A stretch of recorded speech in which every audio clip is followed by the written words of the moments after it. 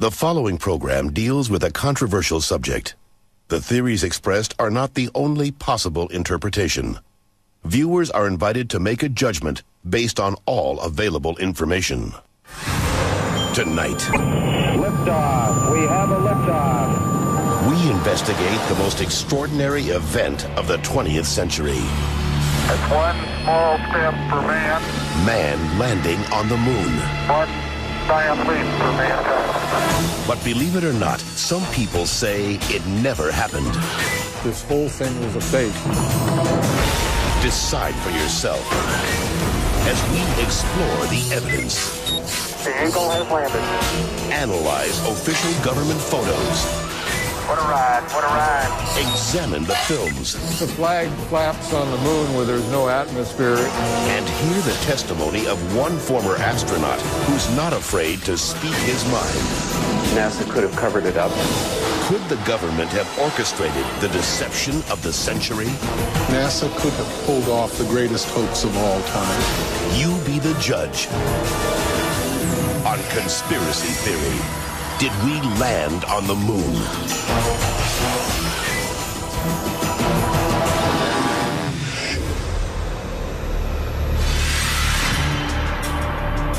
On July 16th, 1969, America held its breath. 10, 9, ignition sequence start. 6, 2, 1, 0. All engine running. Liftoff. We have a liftoff.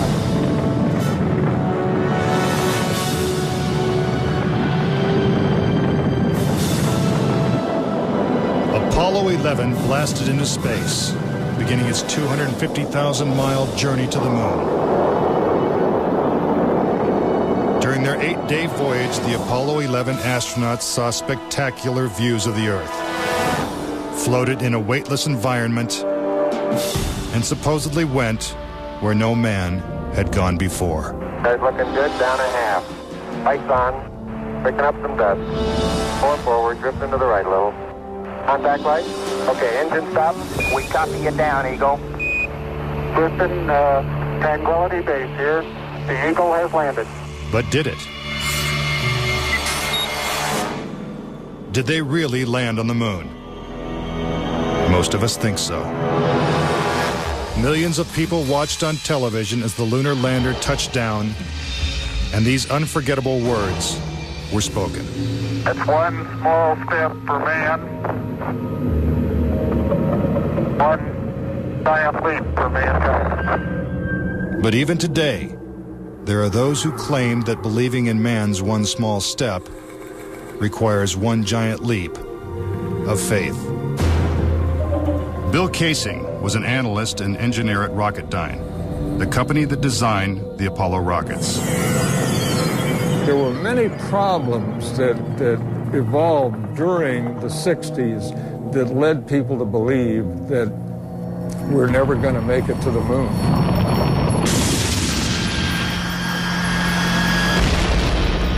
Three decades ago, when the world watched Apollo's lunar landings, Bill Casing was watching too. But what he saw on television, combined with his experiences at Rocketdyne, made him a skeptic. The whole thing then seemed phony to me. I think it was an intuitive feeling that what was being shown was not real. As he studied the footage more closely, he was shocked to find several inconsistencies. Casing observed that despite the clarity of deep space, the stars were missing from the black lunar sky. He saw the American flag waving, even though there is no air on the moon. And he discovered that there was no blast crater beneath the lunar lander, where its powerful rocket engine had fired. This evidence convinced Casing that we never sent a man to the moon. But NASA dismisses these charges. There are always going to be people who believe some outlandish theories, and the notion that we somehow were able to fake the lunar missions is pretty outlandish. As outlandish as it might seem, it has been estimated that as many as 20% of Americans believe we never went to the moon. But how could anyone think that one of the greatest moments in human history is a hoax? Is it really possible that NASA deceived the world? According to a former astronaut, it's entirely possible. Regarding the Apollo mission, I can't say 100% for sure whether these men walked on the moon. Brian O'Leary was a NASA astronaut in the 1960s and served as a science advisor during the Apollo moon missions. It's possible that NASA could have covered it up just in order to cut corners and to be the first to allegedly go to the moon. Was getting to the moon first so important that our government would consider faking it? To find the answer, we have to go back 40 years, to a time when America and the Soviets were locked in a struggle for world domination. People assumed that the nation that won the space race would win the Cold War. We defined that as being first to the moon. It was a time of more or less national hysteria. On October 4th, 1957, the Soviets terrified America when they sent Sputnik, the world's first satellite, into orbit. The New York Times had to publish an article explaining to Americans that it did not carry nuclear bombs that could be dropped on the city from that altitude. The American public's fear of nuclear annihilation intensified as Russia took the lead in the space race. House Speaker announced in Congress that we may be headed for extinction. Many feared that the Soviet Union's ultimate goal was to put a missile base on the moon. Meanwhile, America's space program was having difficulty even getting off the ground. The chances of getting to the moon and returning safely to Earth were something like 0.0017%. In other words, virtually an impossibility. What actually happened, in my mind, is that during the 60s, they said, if you can't make it, fake it. But if the Apollo missions were fake, how was this monumental hoax accomplished? According to Casing, the launch of Apollo's Saturn V rocket was real. It just never sent astronauts to the moon. The astronauts were launched with the Saturn V. Then, in order to account for their disappearance, they simply orbited the Earth for 8 days. And in the interim, they showed these fake pictures of the astronauts on the moon. But on the 8th day, the command capsule separated from the vehicle and descended to Earth, as of course was shown in films.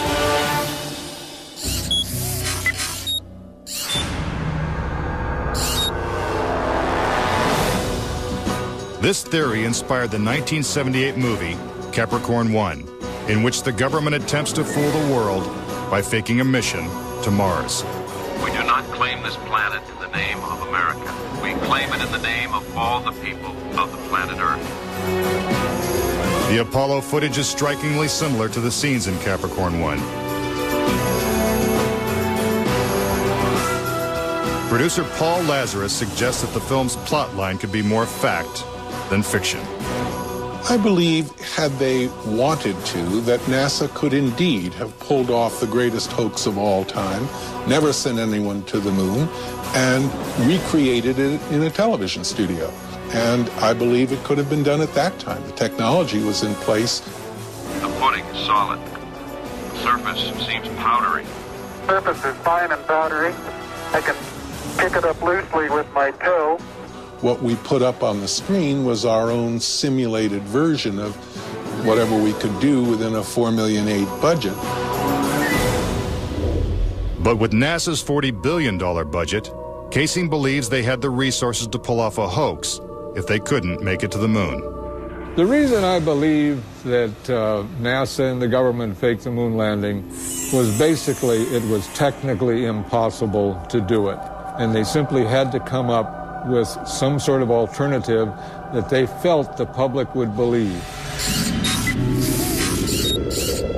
Casing theorizes that the lunar landings were actually filmed in Nevada's high desert, at the top secret military base known as Area 51.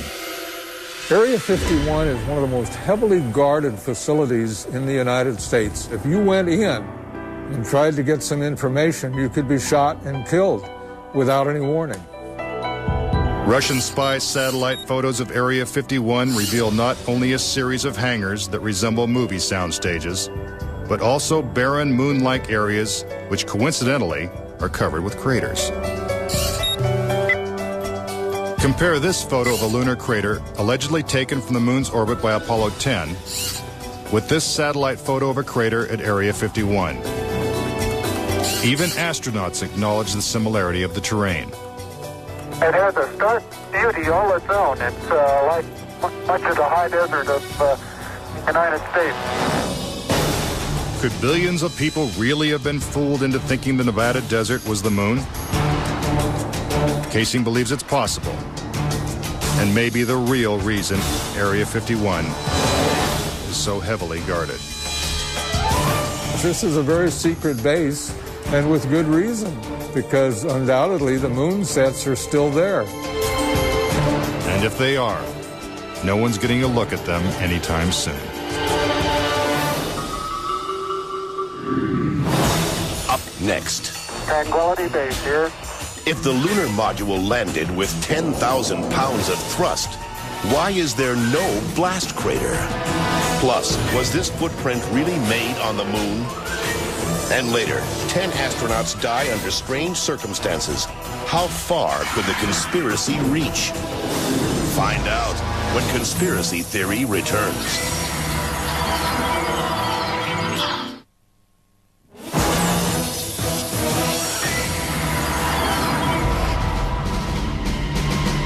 We've all been led to believe that on July 20th, 1969, the Lunar Excursion Module, also known as the LEM, carried American astronauts to the surface of the moon. But could it have simply been a prop lowered by wires onto a movie set? Bill Casing says that this may explain the absence of engine noise in the official NASA footage.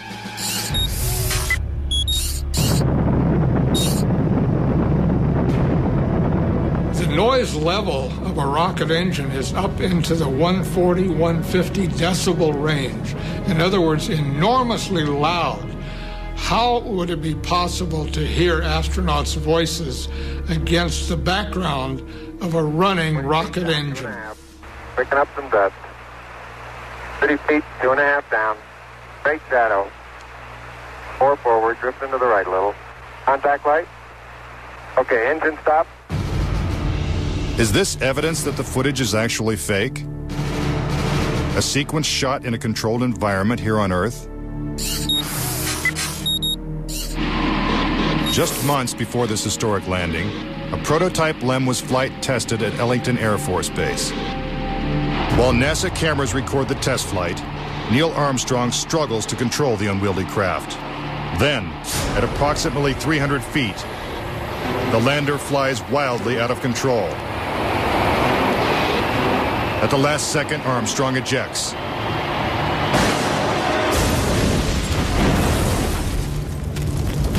And floats to safety. If the lander was so unstable and difficult to fly in the controlled environment of Earth, then how could the LEM land 6 times flawlessly in the alien environment of the moon? The LEM had a single engine mounted dead center, and then they had little push jets, thruster jets, a couple of them up on top. This was supposed to control their attitude as they came down. Well, I'll tell you a secret. The instant you moved your tail in that cabin an inch, you would change the load pattern, it would begin to tilt, and it would start that thing spinning.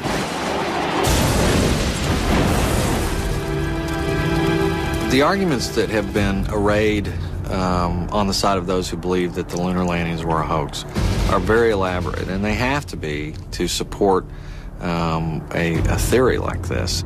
In the end, there's one set of evidence that is irrefutable, and that is that there are footprints, boot prints, still on the lunar surface.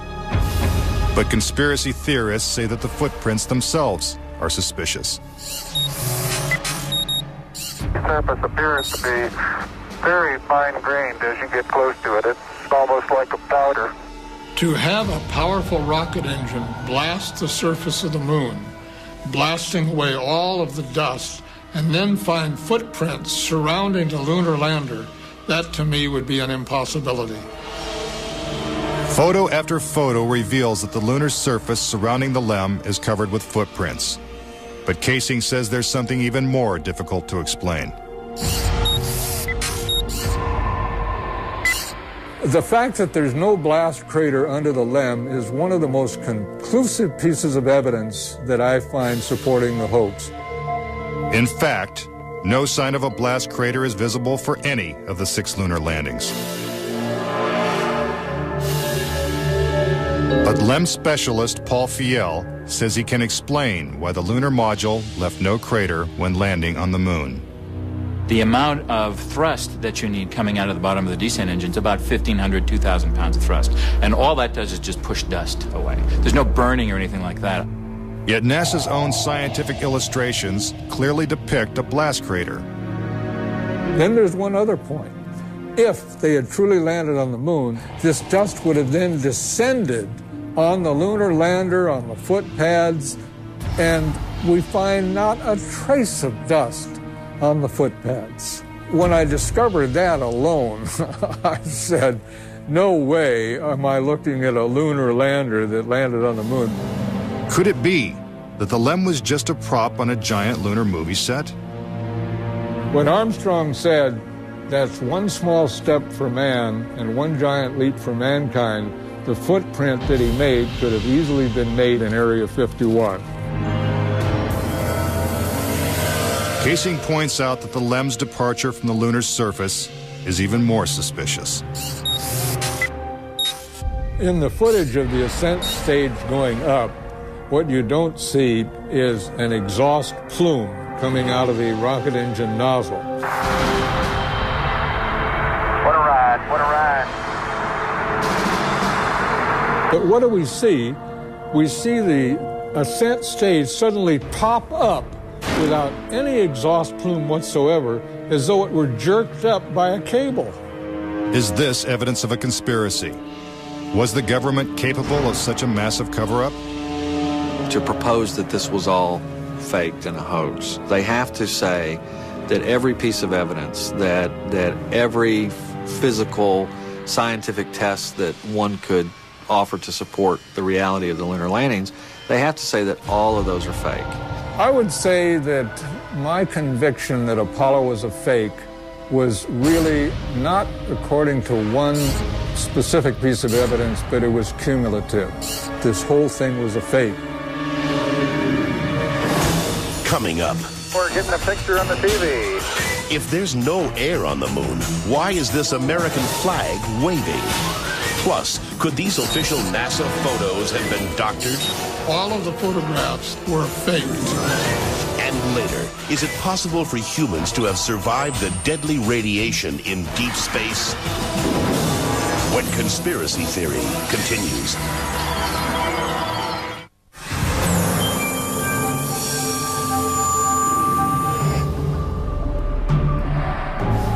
If the moon landings were actually filmed on a movie set, then where's the evidence? According to David Percy, an award-winning filmmaker and photographer, the proof is in NASA's own lunar photos and video. Our research suggests that images of the Apollo landings are not a true and accurate record. In our view, the Apollo pictures were faked. Many of the images are replete with inconsistencies and anomalies. In fact, Percy claims that when examined, these images suggest that man never went to the moon at all. This famous scene of man taking his first steps on the lunar surface is one of the most recognizable in history. But why are such important images so grainy and hard to see? And we're getting a picture on the TV. Hope you had a good picture, huh? NASA claims it's the result of 1960s technology. If you go back and look at it, The Apollo 11 mission was some pretty awful video by today's standards. These were ghostly images. It just did not look very real at all. And that was a function of the transmitter at the time, the camera at the time that we had available to us to fly on Apollo 11. But investigative journalist Bart Sabrell believes that NASA intentionally made the images hard to see. NASA orchestrated the hoax in a very unique way through television. They had one picture, which they completely controlled, black and white, grainy, that convinced everybody we were on the moon. We had no reason to doubt it. They had complete reins over the pictures, over the sound. I mean, sad to say, it was easier than people believe. But despite the lack of clarity, conspiracy theorists see evidence suggesting that these images were staged. It's absolutely unreal. Although it appears that the astronauts are moving in the moon's gravity, which is 1/6 that of the Earth, Percy notes that when the speed of the film is doubled, the astronauts appear to be running as if in Earth's gravity.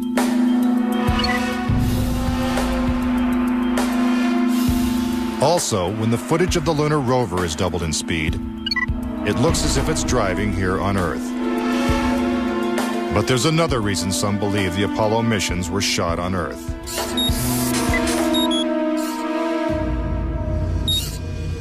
If there is no air or wind on the moon, why is this American flag waving?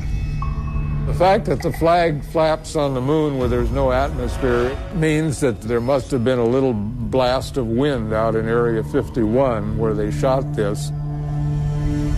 Could these questionable images simply be the result of astronauts struggling to plant the flag into the lunar surface? Or is there more going on than meets the eye? What about the still photography? Some say the design of the bulky spacesuits would have made it extremely difficult for the astronauts to operate their chest-mounted cameras. The man who designed these cameras is Jan Lundberg. Once on the moon, on the lunar surface, in the dress, in the life support system, you couldn't see the camera. They couldn't bend their head that far down. They had no viewfinder. They had to aim by moving their body. Click, click, click. If the cameras were so difficult to manipulate, how were thousands of photos taken with crystal clarity and precise framing? The pictures that we see that allegedly were taken on the moon are absolutely perfect. But with closer examination, Casing says flaws begin to emerge. Unfortunately, errors were made which are now being discovered. Conspiracy theorists point out that lighting is a major flaw in the lunar photos. Case in point, on the moon, the astronauts' only source of light was the sun. They had no extra lighting, no flashes or things like that. Yet in this photograph from Apollo 14, the shadows are cast in different directions, suggesting multiple light sources. The shadows cast by the rocks in the foreground should have been east-west, like the LEM shadows. And in this photo from Apollo 17, again the shadows are pointing in different directions. Outside in sunlight, shadows always run parallel with one another. So the shadows will never intersect. Conspiracy theorists say it's not just the shadows that indicate the use of additional lights, but what has been photographed in the shadows. For example, here's an astronaut who descends into a huge shadow cast by the lunar module. Yet his entire body is still visible. How is it that he is not shrouded in darkness? Here's the same maneuver from another Apollo mission. Again, the astronaut is brightly lit in what is obviously dark shadow. And in this picture, the sun is directly behind the astronaut. His figure should be a silhouette. Yet even the smallest characteristics of his suit are recognizable. It seems like he's standing in the spotlight. And I can't explain that. That escapes me. Why? And finally, in this picture with the sun behind the lunar module, the front of the craft is clearly visible. The words United States are crisp and clear. How could these backlit pictures be so detailed? It's because there's more than one light source, which means they're not on the moon. But NASA simply dismisses these arguments. There are a number of claims that the pictures taken by Apollo astronauts were faked. And there are so many, it would be an exercise in futility to go off and try to answer all of those. But the questions continue. Why do some of these images shot at different times and different places appear to have identical backgrounds? These two photos seem to have the same mountain backdrop, yet the lunar module is only present in one of them. Seemingly impossible, since the LEM never moved and its base remained even after the mission. What a ride, what a ride. Some suggest the same artificial backdrop was used when shooting two entirely separate pictures. Background discrepancies are also apparent in the lunar video. The best evidence are some pictorial anomalies in the photographic record of the trip to the moon. There is one for Apollo 16 where the same shot, the same hill, appears in 2 different days. This tape was shot on what was reported to be the first of Apollo 16's lunar excursions. But it couldn't pick a better spot. And this video was from the next day at a different location. That is the most beautiful sight. NASA claims the second location was 2.5 miles away. But when one video is superimposed over the other, the locations appear identical.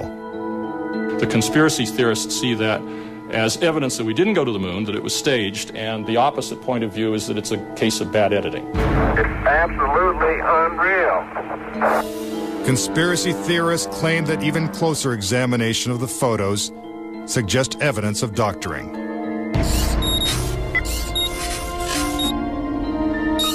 For reference, crosshairs were permanently etched into the lunar cameras, so they would have to appear on top of every image. But in this photo, a crosshair is behind a part of the lunar rover. This situation is impossible and has to be the result of technical manipulation and doctoring of the image.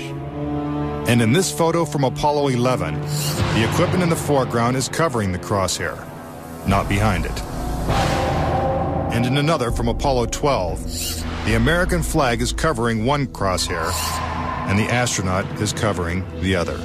When presented with these questionable photos and videos, NASA refutes the conspiracy theories. Some range from incredibly complicated to incredibly goofy. There are arguments that are wrong optically, they're wrong physically, they're wrong scientifically, they're wrong historically. There's a great deal of claptrap that is sort of woven in to these arguments. But despite what NASA says, conspiracy theorists still insist that Apollo was a hoax. When I looked at all the pictures and all the footage, I'm absolutely convinced, I bet my life on it, that we didn't go to the moon. I know for a fact that we didn't. Coming up next, tragedy strikes the Apollo program. The program could be stopped dead in its tracks. 3 astronauts die in a pre-launch simulation. But was it an accident? He was going to blow the whistle on the whole project. And later, could the astronauts have survived a trip into deep space? Before they got 1/2 to the moon, they would have picked up a death dose of radiation. Next, on Conspiracy Theory.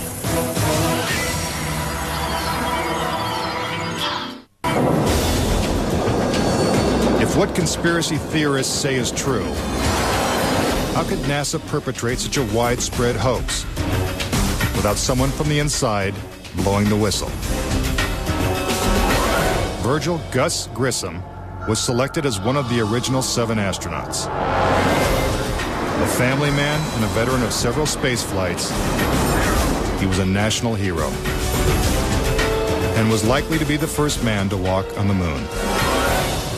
But Grissom was also an outspoken critic of the space program and was quoted as saying, "Someone's going to get killed."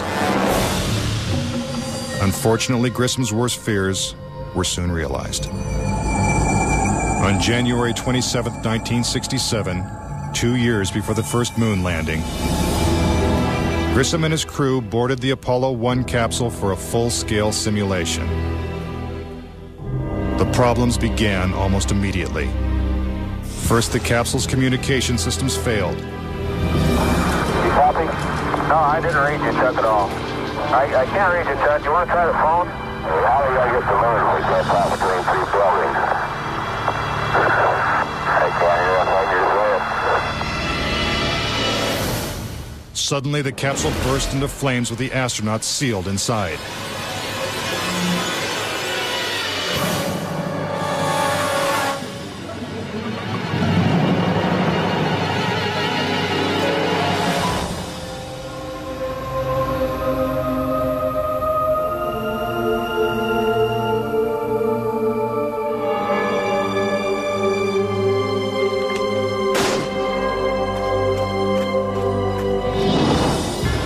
Tragically, Gus Grissom, Ed White, and Roger Chaffee lost their lives before ever leaving the launch pad.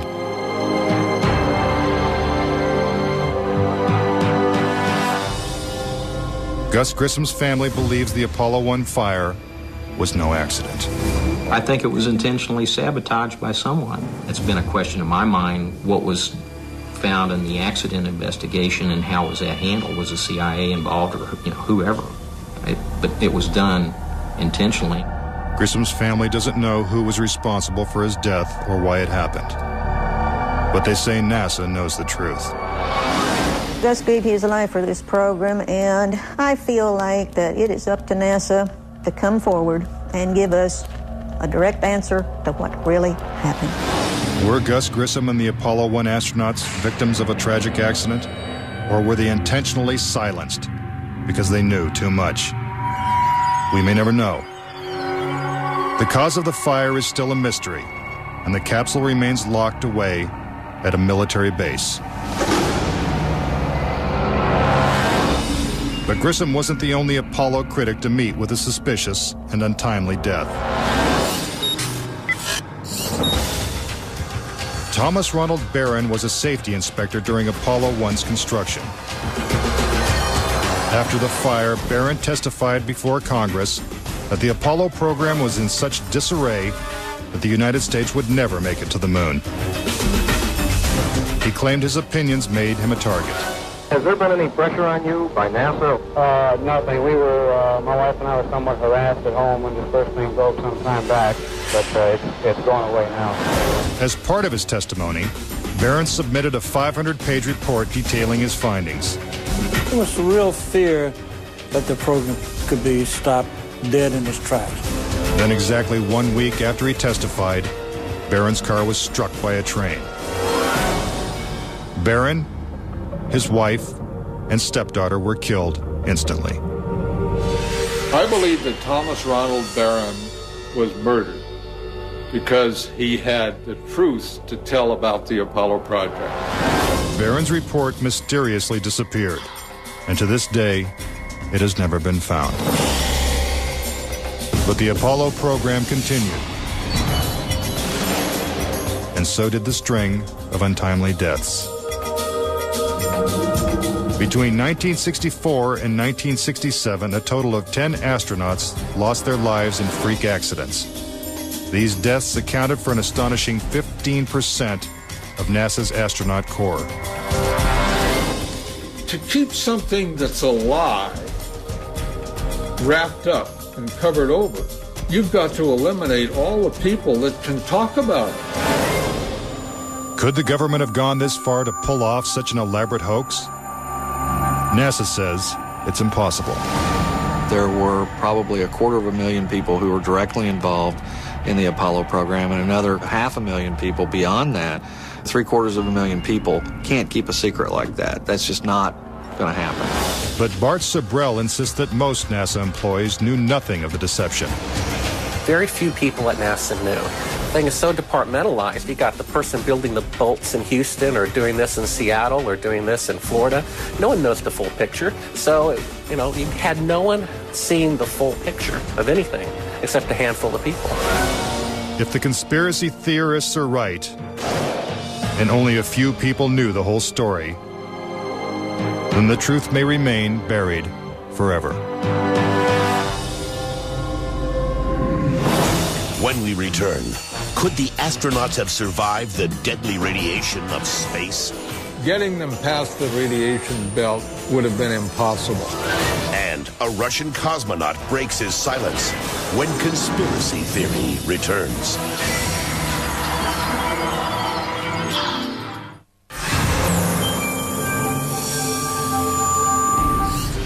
Suspicious deaths, evidence of doctored photos, and flags waving in the airless vacuum of space are not the only reasons to doubt that we ever went to the moon. Some say the astronauts could never even have survived the trip. The reason why they couldn't go to the moon is because of a phenomenon that few people know about called the Van Allen radiation belts. 500 miles above the Earth, these bands of intense radiation surround our planet and are thousands of miles thick. Any human being traveling through the Van Allen belt would have been rendered either extremely ill or actually killed by the radiation within a short time thereafter. Other than the Apollo missions, no other manned space flight has attempted to pass through this deadly radiation. Every manned mission in history, Gemini, Mercury, Skylab, the Space Shuttle, has been below the radiation belt, all except going to the moon. To protect the astronauts, the capsule would have needed 6 feet of lead shielding, according to physicist Ralph Rene. Obviously, the only shielding they had was the literally paper-thin outer hull of aluminum, and their suits consisting of glass fiber, some aluminum fibers, and silicon rubber. It's very interesting concerning radiation that the astronauts were protected by a thin film of aluminum when here on Earth they put a lead shield on us when they take a dental x-ray. Some theorize that if the Van Allen belts didn't kill the astronauts, even deadlier doses of radiation deeper in space would have. Violent explosions in the sun called magnetic storms flood space with intense radioactivity. A magnetic storm will come along, and that can increase the intensity of the radiation belts by maybe 1,000 times above what it was before. According to Rene, the Apollo 16 mission coincided with one of the sun's most intense storms ever recorded. Around the rotating sun came this immense flare, the biggest one of the 20th century. It went on for 3 or 4 days. All the while it's slowly rotating around. Although the effects of radiation are horrific, ranging from hair loss to cancer to death, the solar flares had no adverse effect on the Apollo 16 crew.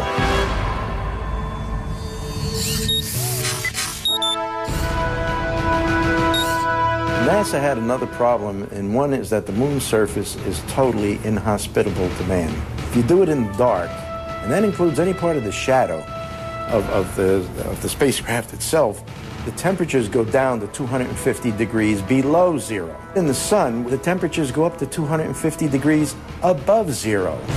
Rene also theorizes that the astronauts' liquid-cooled spacesuits could not have provided sufficient protection from the intense heat and radiation. But NASA maintains that this hypothesis is wrong. The claim that the radiation on the lunar surface would have incapacitated or hurt the astronauts, it's equal parts bad science and a bad understanding of how we went about designing the equipment. The spacesuits that they wore were incredibly tough and very resilient to lots of different things. If those suits do what NASA says they can do, then I want to see them suit up a guy or two, put him into 3 Mile Island, the pit there that's still hot, and have them clean up the mess. But they can't and they don't. The fact remains that no Apollo astronaut has ever suffered a serious illness from a trip to the moon. Could this be because they never left the safety of Earth's atmosphere in the first place? This is the main reason why the Russians never really intended to send the men to the moon. Was it the fear of lethal radiation that caused the Russians to abandon their plans to go to the moon? According to one of their chief cosmonauts, it was certainly a factor. Of course, we were worried to go out into the unknown of space. Of course, we were fearful. We had no idea how a human would be affected by the radiation. We suspected that possibly the radiation could even penetrate through the craft itself. Are the deadly perils of space proof that NASA faked the Apollo missions? To this day, the Russians have never sent a man to the moon. And we have no plans to return. A final word when conspiracy theory continues.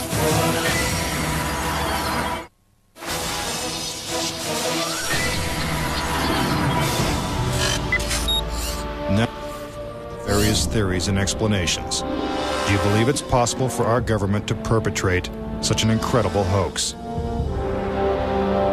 Is it conceivable that with its $40 billion price tag, the Apollo program was nothing more than the most expensive movie ever made?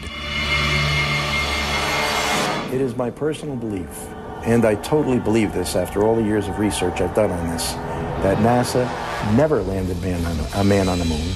I would say that anybody who believes that we did not go to the moon is an absolute nut.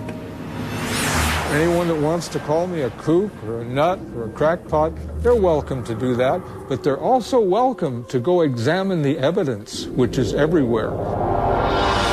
Bottom line, the United States went to the moon in the 1960s and the 1970s. End of story. Is there any way to put this controversy to rest once and for all? The only thing the experts agree upon is that the answer is 250,000 miles away. If NASA truly landed on the moon, remnants of the 6 successful Apollo missions would have been left behind. The base structures of the LEMs, the abandoned lunar rovers. Even the American flags would still be standing at each landing site. I would like to invite NASA and all of their supporters to simply take the most powerful telescope on Earth and see if there's a lunar lander there. If there's a lunar lander there, I'll never say another word about an Apollo hoax. If there's no lunar lander there, I'll rest my case. But no telescope exists that can examine the moon in such detail. Do objects from the Apollo missions remain on the moon in silent testimony? Or is the conspiracy theory true? In 2 years, Japan will send an orbiter to take close-up photos of the moon's surface. What will they find? Until then, the question remains, did we land on the moon?